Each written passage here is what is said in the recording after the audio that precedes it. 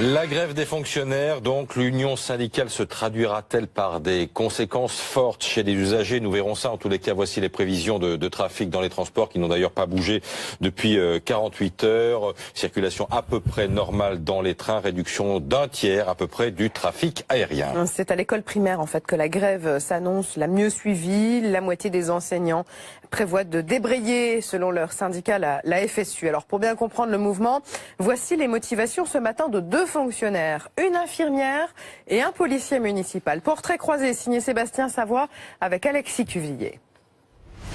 Il est 20h30. Virginie Séguin quitte son domicile pour prendre un rythme de nuit dans un hôpital parisien. Elle y est infirmière depuis 21 ans et observe ces dernières années les conséquences des baisses d'effectifs. Une situation qui met le personnel médical à rude épreuve. Il y a les arrêts de travail, il y a les burn-out, les collègues qui s'en vont au bout d'un an parce qu'ils ne supportent pas le rythme ou au bout d'un certain temps et qui trouvent que c'est dur, quoi. Des conditions de travail qui se dégradent dans la fonction publique. C'est aussi le constat d'Hervé Jacques, unique policier municipal de la Ferté-Alais, 4000 habitants.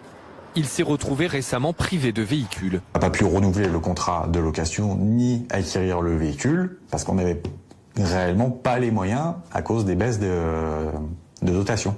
Donc du coup, on a rendu le véhicule, je me suis retrouvé à pied pendant plusieurs mois. Aux conséquences de la chute des dotations pour les agents territoriaux, s'ajoute une situation salariale peu enviable. Il touche 2100 € net par mois en ce moment, mais ce père de famille sait déjà que ce salaire va continuer de baisser. Tous les ans, depuis 2011 par exemple, on a une baisse de salaire au mois de janvier pour harmoniser les systèmes de retraite privés et publics. On a le gel de nos salaires depuis 2010. Virginie Séguin et Hervé Jacques se retrouveront donc tous deux dans les cortèges franciliens aujourd'hui à manifester pour l'amélioration du sort des fonctionnaires.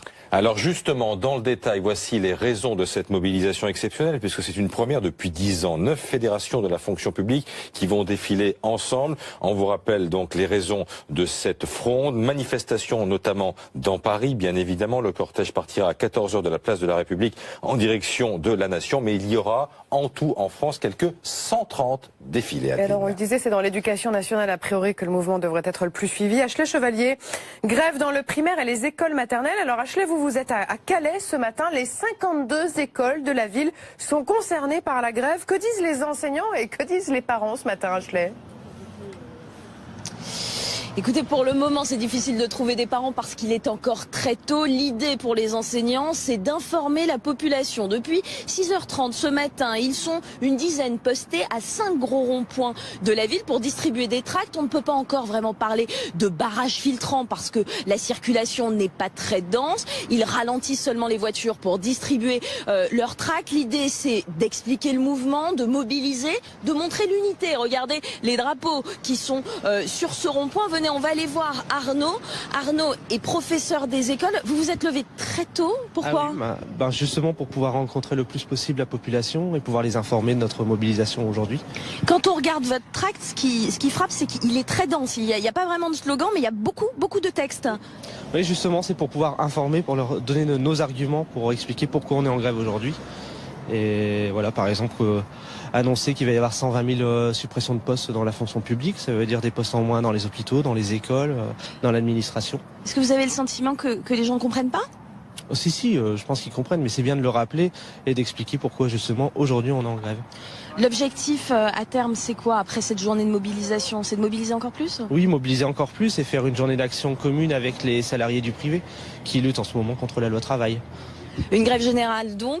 En attendant, ces fonctionnaires vont se retrouver devant la mairie de Calais à 9h30 pour une manifestation. Ashley Chevalier en duplex donc de Calais avec ce matin Baptiste Keita. Tout autre chose, Adeline, ce projet d'attentat élaboré dans la prison de France.